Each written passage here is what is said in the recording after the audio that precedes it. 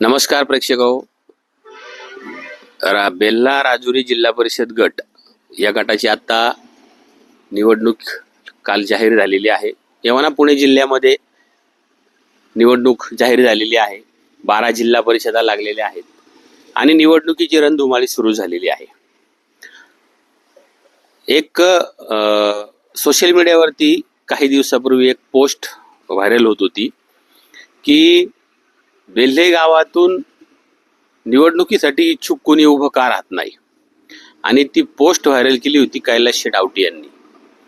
कैलास शेडावटे असं व्यक्तिमत्व आहे, बेल्ला युथ कार्यकारी सोसायटीचे व्हाईस चेअरमन आहेत आणि सडेतोड खऱ्याला खरं आणि खोट्याला खोटं मानणारे आहेत. त्याच्यामुळं त्यांच्याकडून आपल्याला जाणून घ्यायचं आहे की ती पोस्ट त्यांनी व्हायरल केली किंवा एखाद्या चॅनलला त्यांनी बाईट पण दिली होती. कैलास शेठ, असं वाटतंय का बेल्ले गावामधून इतकं मोठं गाव असून जिल्हा परिषदला कॅन्डिडेट नाही? अतिशय शोकांतिक आहे का बेल्ले गावामध्ये निश्चित एवढं मोठं मतदान आहे, एवढं मोठं गाव आहे. या बेल्ले गावाला अनेक वाड्यावास्त्या कनेक्ट आहे. त्या अनुषंगाने मतदान एवढं मोठं असून सुद्धा गावातून एकही कॅन्डिडेट पुढे आलेला नाही, ना झेडपीला ना पंचायत समितीला. याचं दुःख तर सामान्य लोकांच्या मनामध्ये निश्चित आहे आणि सामान्य लोकांची अपेक्षा आहे का बेल्ल्यातून आपला हक्काचा कॅन्डिडेट हवा होता झेडपीला, पण तो नाही. याचं दुःख सामान्य लोकांच्या मनात निश्चित आहे. पण अजून फॉर्म भरायचे, माघारी व्हायची. जर बेल्ले गावातला एखादा कॅन्डिडेट उभा राहिला तर कसं चित्र होईल? हे पहा, आता ऐन वेळेस जर एखाद्याने आघाडी घेतली तर ते विजयाला म्हणजे विजयापर्यंत पोहोचतील असं मला वाटत नाही. कारण ते आता सोपं नाही.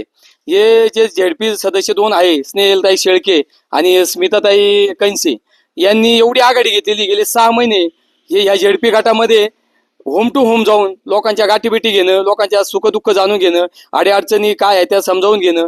त्यामुळे ते इतके पुढे गेलेले का आता त्यांना त्यांच्या तोडीस तोड कोणी नवीन एखादा कॅन्डिडेट बेल्ल्यातून अथवा अन्य कुठूनही एखादा उभा असेल तर त्याला आता विजय शक्य नाही.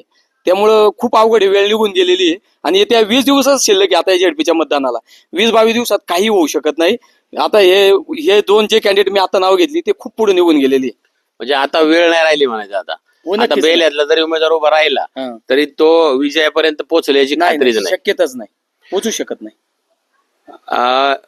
कैलास शेठचा मुद्दा थोडासा विस्ताराने घेतो की बेल्ले गाव हे केंद्रस्थानी असणारं गाव आहे. बेल्ले गाव प्रत्येक गोष्टीमध्ये चर्चेत असणारं गाव आहे, परंतु उमेदवारी इथं मागायला उमेदवार नाही. झेडपी तर सोडा, पंचायत समितीला सुद्धा उमेदवार अजून बेल्ल्यातून आम्हाला एकही नाव समजलेलं नाही. असं आता बेल्ला राजुरी जिल्हा परिषद गट आहे. प्रत्येक गटामध्ये पाहायला गेलं तर 2-2, 4-4 जण इच्छुक आहेत, उमेदवारी द्या म्हणतायत, परंतु बेल्ले गावामध्ये काही कोणी उमेदवार नाहीये. आणि जरी आता उभा राहिला तरी कैलास शेठच्या म्हणण्यानुसार ती वेळ आता निघून गेलेली आहे. कारण स्मिताताई कंसे आणि स्नेहलताई शेळके यांनी प्रचारात फार मोठी आघाडी घेतलेली आहे आणि लढाई आता त्या दोघांमध्येच होईल असं वाटतंय. काय वाटतं, लढाई कशी होईल आता? ही लढाई आता जी मी नावं तुम्हाला सुचवली, स्नेहलताई शेळके आणि स्मिताताई कंसे यांच्यातच अटीतटीची खूप मोठी लढाई होईल आणि सगळ्यांचं लक्ष ह्या दोन्हीच लढ तिकडे, अख्ख्या तालुक्याचं लक्ष म्हटलं ना तर ह्या 2 व्यक्तींकडेच लक्ष आहे सगळ्यांचं.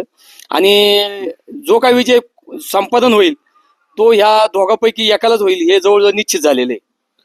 काय कारण, आता समजा स्मिता कंसे पाहायला गेल्या तर नवखे उमेदवार येतात, स्नेहल शेळके 5 वर्षाचा पाठीमागचा अनुभव आहे. दोघींमध्ये जर तुलना केली तर कोण तुम्हाला सरस वाटतंय? दोघींमध्ये तुलना केली तर स्मिताताई कंसे यांचे पती पंकज भाऊ कंसे यांनी गेले 6 महिने झाले या झेडपी गटामध्ये होम टू होम जाऊन अनेक वेळा गेले. लोकांचा सुसंवाद आहे त्यांच्याशी, त्यांची काय चांगली कनेक्टिव्हिटी आहे, युवकांची त्यांना साथ आहे आणि कोणतंही पद नसताना त्यांनी लोकांच्या अडीअडचणी समजून घेतल्यात, वेळेला स्वतःच्या खिशातून पैसे टाकले आणि लोकांच्या समस्या सोडवल्यात. त्याच्यामुळं सामान्य लोक आज पंकज कंसे यांच्या पाठीमागं खूप मोठा पाठिंबा आहे, युवकांचा पाठिंबा आहे, ज्येष्ठांचा पाठिंबा आहे आणि महिलांचाही पाठिंबा आहे असे स्पष्ट दिसते आपल्याला. म्हणजे पंकज कंशेंनी स्वनिधीतून खर्च केले, हो, त्याच्यामुळं कामं केली. त्याच्यामुळे त्यांना पाठिंबा राहील असं वाटतंय. निश्चित. पण मग शेळकेंची ताकद सुद्धा कमी नाहीये. शेळके सुद्धा आता मला वाटतं पहिल्यांदा 2012 साली स्नेहलताई शेळके निवडून आल्या होत्या.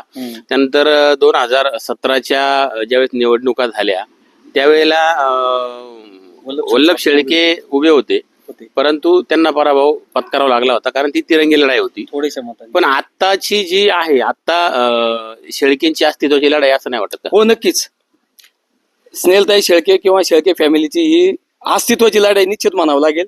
त्यांनी ते ZP सदस्य असताना खूप कामं केली, त्याबद्दल दुमत नाही.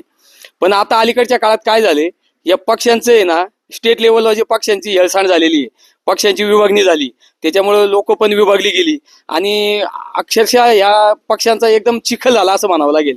त्याच्यामुळे सामान्य लोकांचा पक्षावर असलेला विश्वास संपुष्टात आलाय. लोक आज व्यक्ती बघतात, कोणत्या पक्षाचं हे बघण्यापेक्षा व्यक्तिनिष्ठ आहे लोक आज झालेली आहे. कोण कामाचं आहे, कोण विकासाच्या पाठीमागे, विकासाचं कोणाकडे व्हिजन आहे, अशा व्यक्तीच्या पाठीमागे आहे. आणि शेळक्यांच्या बाबतीत सांगायचं झालं तर ते काही अंशतः ह्या पक्षातून त्या पक्षात, त्या पक्षातून ह्या पक्षात, आणि काय झालं त्यांना निश्चित डिसिजन घेता आलं नाही आपण कुठं थांबावं.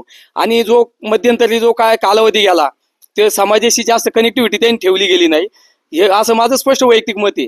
त्यामुळे त्याचा एक त्यांना फटका बसू शकतो.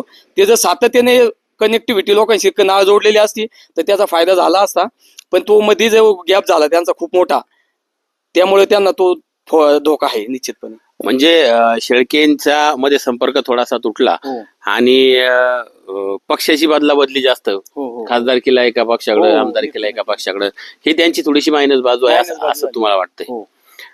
पक्षांच्या विषयावरती आता आपण थोडंसं बोललो. मी 2 दिवसापूर्वी एक व्हिडिओ पण केला होता त्याच्यावरती का हे महाविकास आघाडी, ही युती, याच्यामध्ये आपण विचार केला. आता काल जुन्नरचं उदाहरण सांगतो तुम्हाला. जुन्नरला उपनगराध्यक्षाची निवडणूक झाली आणि गटनेत्याची निवडणूक झाली.